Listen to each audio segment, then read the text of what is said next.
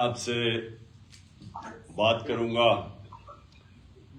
یہ جو ڈسولوشن ہم نے فیصلہ کیا اسمبلیز کا. پہلے میں آپ کو اس کی ایکسپلین کروں گا اور اس کے بعد میں یہ چاہتا ہوں کہ آپ فلور کھول دیں گے کوشچنز کے لیے. لیکن جو میں چاہتا ہوں کہ آپ سے اس کے بعد بھی میں نے آواز آ رہی ہے میری؟ اچھا تو میں پہلے میں یہ چاہتا ہوں کہ آپ کو بتا دوں کہ یہ میں نے فیصلہ کیوں کیا اسمبلیز ڈیزالو کرنے کا. اور اس کے بعد میں چاہوں گا کہ آپ اپنے سوال کریں میرے سے. جو سب سے امپورٹنٹ چیز وہ یہ ہے کہ میں نے سنڈے سے میں ڈویژن وائز آپ کو علیحدہ بھی ملوں گا. ادھر آپ میرے پاس آئیں گے زمان پاک تو ادھر بھی ہم پھر اس کے اوپر مزید اور بھی بات چیت کر سکیں گے، جو کہ میں ابھی اتنی بڑی میٹنگ میں ظاہر ہے سارے سوال نہیں کر سکتے. تو میں چھوٹے چھوٹے آپ کی ڈویژنز میں وہ آپ سے میٹنگ بھی کروں گا تاکہ ہم پوری طرح تیاری کر لیں جب ہم نے یہ اسمبلیز ڈیزالو کرنی ہے. میں سب کو یہ واضح کر دوں کہ پرویز الہی صاحب نے سی ایم صاحب نے مجھے پورے اختیارات دے دیے ہیں کہ جب بھی میرا فیصلہ ہوگا اسمبلیز ڈیزالو کرنے کا جس دن تو وہ میں کر سکتا ہوں. انہوں نے میرے پر پورا میرے ہاتھ پہ یہ چھوڑ دیا. تو یہ اخباروں میں پیشن گوئیاں چل رہی ہیں کہ جی وہ کیو لیگ مانے گی یا نہیں مانے گی، یہ ایشو ختم ہو گیا. وہ بالکل ہمارے ساتھ کھڑے ہیں اور انہوں نے بالکل جو میرا فیصلہ ہے اس کے اوپر ان کو اعتماد ہے اور انہوں نے مجھے اختیارات دے دیے ہیں کہ میں جب فیصلہ کروں گا اسمبلیز ڈیزالو کرنے کا. اچھا، اب میں آپ سب کو صرف سمجھانا چاہتا ہوں کہ یہ فیصلہ کیوں کیا. دیکھیں، الیکشن اگر اپنا پورا ٹائم پہ ہو جاتا ہے تو میں آپ کو یقین دلاتا ہوں کہ تحریک انصاف کو کوئی نقصان نہیں ہوگا، ہمیں فائدہ ہی فائدہ ہے. اگر یہ اگست میں سپٹمبر میں الیکشن چلا جاتا ہے تو ہماری پارٹی کی تو مقبولیت بڑھتی جا رہی ہے.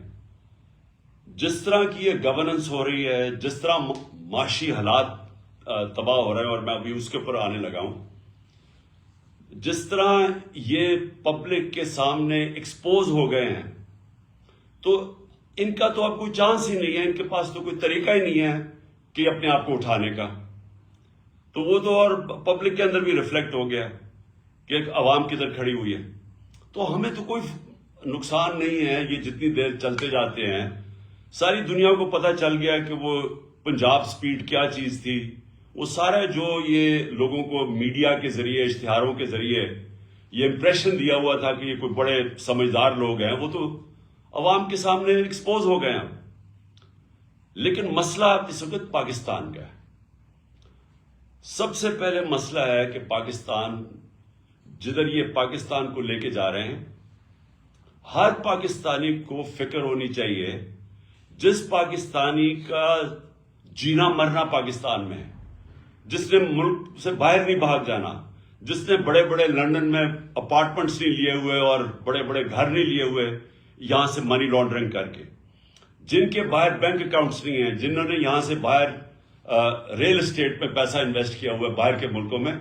ان کے علاوہ جو پاکستانیوں نے یہاں رہنا اور مرنا ہے، ان کے لیے تو یہ وہ حالات کریٹ کر رہے ہیں کہ یہ جب جائیں گے تو خدا نہ خواستہ یہاں تو حالات وہ ہو جائیں گے جو بھی گورنمنٹ آئے گی وہ سنبھال نہیں سکے گی.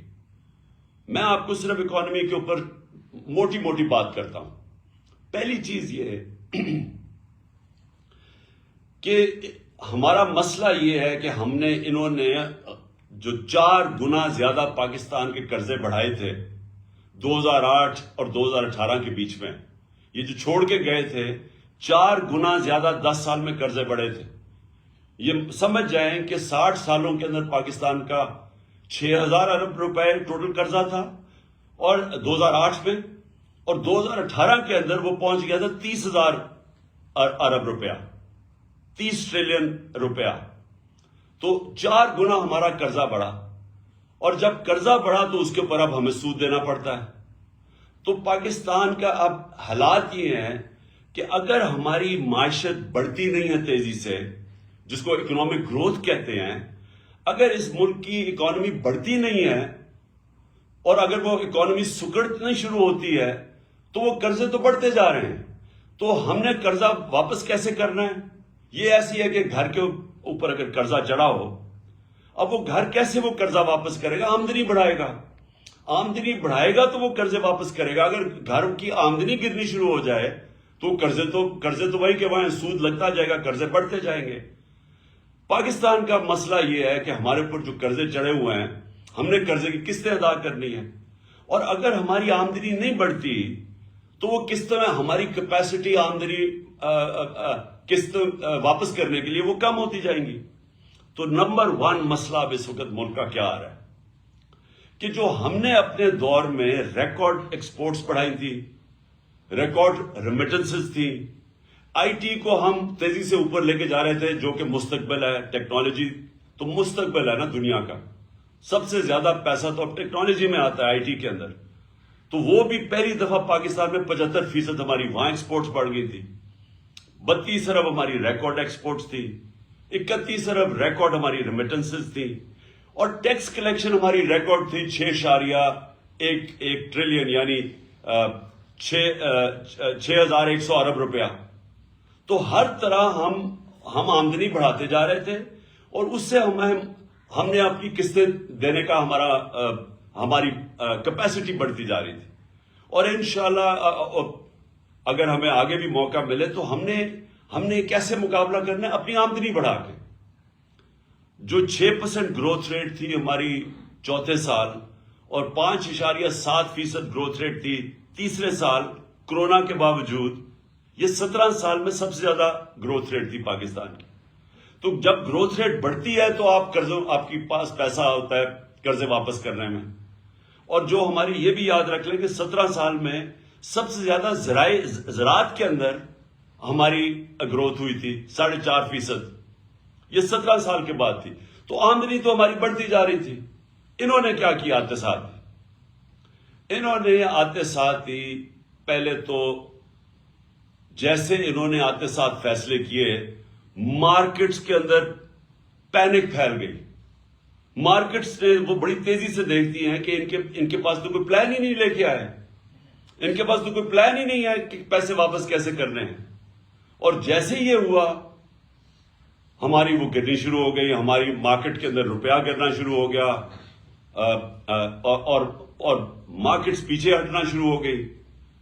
اور یہ میں نے پہلے 1 جون کو انٹرویو دیا تھا اس کو سمیع ابراہیم کو، جس میں نے کہا تھا کہ کیونکہ ان کے پاس اب پلان نہیں ہے، مجھے خطرہ یہ ہے کہ یہ ملک کو ادھر لے کے جا رہے ہیں کہ اگر اکانومی سکڑنی شروع ہو گئی تو ہم اپنے قرضے واپس نہیں کر سکیں گے.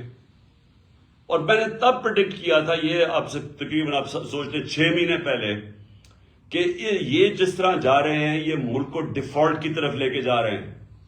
اور ڈیفالٹ کا آپ اندازہ نہیں لگا سکتے کہ خدا نہ خواستہ ہم ڈیفالٹ کر جائیں تو ملک ادھر پیچھے چلا جائے گا. اور اگر کسی نے بیل آؤٹ بھی کرنا ہوا تو پاکستان کا جو سیکیورٹی ہے، نیشنل سیکیورٹی، وہ خطرے میں چلی جائے گی. تو بڑا انہوں نے شور مچایا کہ جی دیکھیں عمران خان کو غدار مجھے کہہ دیا اور اسمبلیوں میں بڑا شور مچایا. تو آج ساری دنیا کہہ رہی ہے کہ ہم ڈیفالٹ کی طرف جا رہے ہیں. انہوں نے 7 مہینے کے اندر ملک سے جو کیا ہے وہ دشمن بھی نہ کرے. سب سے پہلے تو جو کیپیسٹی تھی پیسے واپس قرضے واپس کرنے کی وہ گرنی شروع ہو گئی، ایکسپورٹس گرنی شروع ہو گئی، ریمیٹنسز تھی وہ گرنی شروع ہو گئی. انہوں نے جب ڈالر کو روکا، اس کی جو اصل ویلیو ہے تو جو ڈفرنس تھا ڈالر میں اور مارکیٹ ریٹ میں، جو آفیشیل ریٹ اور مارکیٹ ریٹ میں جتنا وہ بڑا، ریمیٹنسز گرنی شروع ہو گئی. اوورسیز پاکستانیز کا اعتماد اٹھ گیا. اور اس کے بعد آج یہ حالات ہے کہ انٹرنیشنل مارکیٹس کا اعتماد اٹھ گیا. جو سی ڈی ایس ایک ہوتا ہے کہ پاکستان کی کیپیسٹی قرضے واپس کرنے کی، یہ جو سی ڈی ایس یہ ہمارے دور میں 5% تھا کہ خطرہ ہے کہ پاکستان قرضے واپس نہیں کر سکتا، وہ 5% تھا. آج 100% سے اوپر چلا گیا. کہ مطلب یہ کہ باہر کی دنیا اب سمجھتی ہے کہ پاکستان قرضے واپس نہیں کر سکتا، ڈیفالٹ کی طرف جا رہا ہے. اور دوسری طرف 88% پاکستان کی بزنسز یا انویسٹرز نے کہا ہے کہ ان کو اس حکومت پہ اعتماد نہیں ہے. تو نہ اندر اعتماد ہے نہ باہر کے ملکوں کو اعتماد ہے. اور ان کے پاس اب روڈ میپ کیا ہے کہ اب ان کے پاس کیا طریقہ ہے کہ ملک کو ادھر سے نکالیں گے؟ کوئی روڈ میپ نہیں ہے ان کے پاس. آج جو اسحاق ڈار نے آ کے شروع میں کہا میں موڈیز کو بھی ٹھیک کر دوں گا تو IMF کو بھی ٹھیک کر دوں گا, آج وہ چپ کر کے بیٹھ گیا ہے. کیونکہ کوئی باہر سے لوگ ان پاکستان میں نہ انویسٹ کریں گے, نہ باہر کے کمرشل بینکس پاکستان کو قرضے دیں گے, کیونکہ پاکستان کا جو رسک ہے اب ڈیفالٹ کی وہ 100% سے بڑھ گئی ہے. اور دوسری طرف جب اندر بھی لوگ انویسٹنگ کریں گے تو ٹیکس کلیکشن اب گرنی شروع ہو گئی ہے, ان کی آمدنی کم شروع ہو گئی ہے. اور انڈسٹری, یہ یاد رکھیں کہ جو سب سے بڑا ہمارا کارنامہ تھا, ہمارا جو پاکستان کے اندر انڈسٹریل گروتھ تھی وہ 10.7% پہ تھی. یہ بھی کوئی 17-18 سال کے بعد سب سے زیادہ انڈسٹریل گروتھ ہو رہی تھی, جس سے نوکریاں مل رہی تھی. جس طرح فیصل آباد کے اندر ٹیکسٹائل انڈسٹری کو لیبر نہیں مل رہی تھی, مزدور نہیں مل رہے تھے, کیونکہ انڈسٹری گرو کر رہی تھی. آج وہ انڈسٹری آ گئی ہے 1% پہ. ہمارے دور میں 6% اکانومی گرو کر رہی تھی, آج آ گئی ہے وہ سمجھتا ہے کہ 1% سے بھی کم ہو گیا. اس کا مطلب بے روزگاری بھی بڑھتی جائے گی. اور اس کے اوپر جو زراعت ہے, جو کسان ہیں, آج کسان سڑکوں کے اوپر تھے. کیوں تھے؟ کیونکہ کسانوں کے اوپر جو چیزیں ہم نے جو ان کا فائدہ آیا تھا, ہم نے جو کسانوں کو پیکج دیا تھا, جس سے ہم نے انشور کیا تھا کہ ان کے جو ان کو منافع ہو, ان کی آمدنی بڑھے. ہم نے جو شوگر ملز کو دبایا تھا کہ آپ نے صحیح ٹائم پہ کرشنگ کرنی ہے, پھر کسان کو صحیح ٹائم پہ پیسے دینے ہیں اور پورے پیسے دینے ہیں. تو اس کی وجہ سے جب کسان کی آمدنی بھی بڑھی اور اس کے بعد اس کے پاس جب پروفٹس ہوئے, اس نے اپنی زمین پہ لگایا. اس لیے ہمارے زراعت میں 4 بمپر کراپس ہوئی تھی, جو مین 2 سال جو مین ہماری جو ہماری کراپس ہیں. تو آج کسان اس لیے رو رہا ہے کہ ڈیزل کی قیمت کہاں سے کہاں چلی گئی. اور میں ڈیزل کا یہ بھی بتا دوں کہ ڈیزل اور پٹرول ہمارے دور میں 150 روپے کے اوپر 1 لیٹر تھا.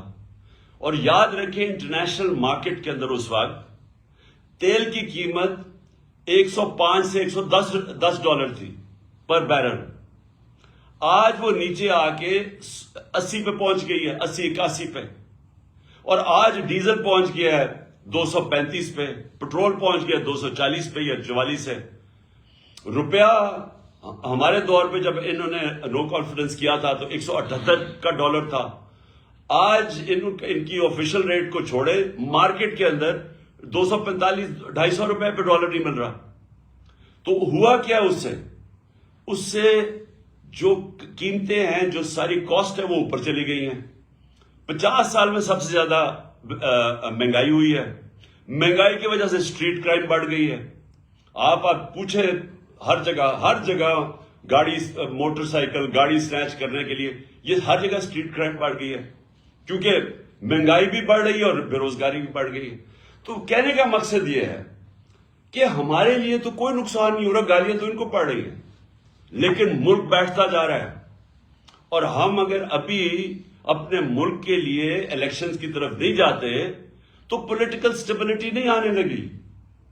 جب تک پولیٹیکل سٹیبلٹی نہیں آئے گی اکانومی سٹیبلائز نہیں کرے گی. اور ان کے پاس کوئی طریقہ نہیں ہے اب اکانومی کو سٹیبلائز کرنے کا, یا انویسٹمنٹ لانے کا, یا کوئی مدد کرے باہر سے. لہذا یہ جو ہم اسمبلیز کا ہم نے فیصلہ کیا ڈیزالو کرنے کا, اس کا سب سے پیچھے مقصد پاکستان ہے کہ ہمارے ملک کی اس وقت ضرورت ہے کہ ہم جلدی سے الیکشن میں جائیں, اس لیے کہ ایک سٹیبل گورنمنٹ جب آئے گی, جب مارکیٹس کو باہر بھی اندر بھی اعتماد ہوگا کہ اب حکومت آ گئی ہے 5 سال کے لیے, تو اس کے بعد وہ سٹیبلائز ہو جائے گا اور پھر اگلے لوگ پلاننگ کریں گے.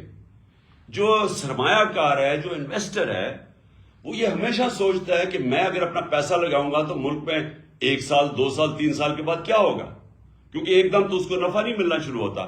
تو جب اس کو اعتماد ہی نہیں ہوگا کہ یہ گورنمنٹ کتنی دیر چلے گی, آگے کیا ہوگا, تو وہ پھر پیسے روک کے بیٹھ جاتا ہے, جو آج پاکستان میں ہوا ہے. تو اس لیے الیکشنز کروانے تاکہ پولیٹیکل سٹیبلٹی سے ہماری اکانومی سٹیبلائز ہو. دوسرا مسئلہ کیا ہے؟ دوسرا مسئلہ ہے صوبوں کے اندر. ہماری جو صوبائی حکومتیں ہیں، ابھی کے پی کے والوں سے بھی میری بات ہوئی ہے، وہاں محمود خان سے، یہاں پنجاب کی یہ بیٹھے ہوئے ہیں آپ کے سامنے محسن نگاری، یہ آپ کو بتائیں گے حالات کیا ہے. پنجاب میں غالباً 176 ارب روپے کی شارٹ فال ہے جو انہوں نے سینٹر نے دینی تھی، نہیں دی. پختونخوا چھوٹا سا صوبہ ہے، وہاں 120 ارب روپے انہوں نے دینے تھے، وہ شارٹ فال آ گئی ہے سینٹر سے. اور یہی آج گلگت بلتستان میں چلے جائیں تو وہاں کے چیف منسٹر کہہ رہے ہیں، آزاد کشمیر میں چلے جائیں تو وہاں کے پرائم منسٹر کہہ رہے ہیں کہ پیسے نہیں دے رہا سینٹر. میں نے سنا بلوچستان کے اندر بھی یہی مسئلہ ہے، وہ بھی کہہ رہے ہیں کہ ان کو جو سینٹر سے پیسے ملے وہ نہیں ملے. پختونخوا چھوٹا صوبہ ہے، وہاں بھی یہ مسئلہ آ گیا، وہ اپنے لوگوں کی سیلریز نہیں دے سکتے، پروجیکٹس رک گئے ہیں وہاں. تو ایک طرف تو ملکی معیشت نیچے جا رہی ہے، دوسری طرف صوبوں کے اندر کرائسس آ گیا کہ جو ہماری گورنمنٹس ہیں، اگر ہمارے پروجیکٹس ہی نہیں پورے ہوں گے، جو ہم پرفارمنس کیسے دکھائیں گے؟ وہ دوسرا ایک خوف آ گیا صوبوں کے اندر. تو اس لیے یہ سب کچھ دیکھتے ہوئے یہ میں نے فیصلہ کیا تھا کہ اس وقت ہم یا تو یہ ہوگا کہ یہ ہمارے ساتھ بیٹھیں اور یہ سوچ لیں کہ تقریباً 66% پاکستان میں الیکشن ہوگا پختونخوا اور پنجاب کا، اگر یہ ڈیزالو کرتے ہیں اسمبلیز تو 66% پاکستان میں الیکشن ہوگا. تو کیا یہ ملک اور باقی ویسے رک جائے گا کام؟ کیونکہ ساری جو پارٹیز ہیں جو یہ ابھی بیٹھی ہوئی ہیں 12-13 پارٹیز پی ڈی ایم کی، ان ساروں نے بھی الیکشن میں نکل جانا ہے. تو گورنمنٹ تو فریز ہو گئی، فیڈرل گورنمنٹ. لہٰذا یا تو ہمارے ساتھ بیٹھیں اور بات کریں کہ جنرل الیکشن کی ہمیں ڈیٹ دیں، کب آپ لانا چاہتے ہیں، نہیں تو پھر ہم اپنی اسمبلیز ڈیزالو کریں گے، ہم آپ کو موقع دیں گے. ہم یہ آپ کو موقع دے سکتے ہیں کہ ہمارے ساتھ بیٹھیں اور ہمیں بتائیں کہ کیا یہ آپ چاہتے ہیں کہ صرف 66% پاکستان میں الیکشن ہو اور آپ سینٹر پہ بیٹھے رہیں. تو ایک تو یہ آپ کے ان کے لیے ہے بیٹھنے کے لیے نیگوسی، کیونکہ ابھی تک ہم نے بڑی کوشش کی، یہ پاس ہی نام ہی نہیں لیتے الیکشن کے. صرف ایک وجہ ہے کہ ان کو ڈر لگا ہوا ہے کہ جیسی الیکشن ہوگا انہوں نے پٹ جانا ہے. تو یہ ڈرے ہوئے الیکشن سے اور اس کے لیے ان کو کوئی فکر نہیں ہے ملک کی. ابھی تک جو ان کا روڈ میپ نظر آیا، میں یہ بھی آپ کے سامنے رکھ دوں، ان کا روڈ میپ کیا ہے؟ معیشت کے اندر تو تباہی کی طرف جا رہا ہے، تو ان کا تو کوئی ابھی تک نظر ہی نہیں آیا ہے کہ یہ کیسے نکالیں گے ہمیں وہاں سے. لیکن جو نظر آ رہا ہے وہ یہ ہے کہ ہمارے اوپر کیسز کریں، کسی طرح عمران خان کو ڈسکوالیفائی کریں.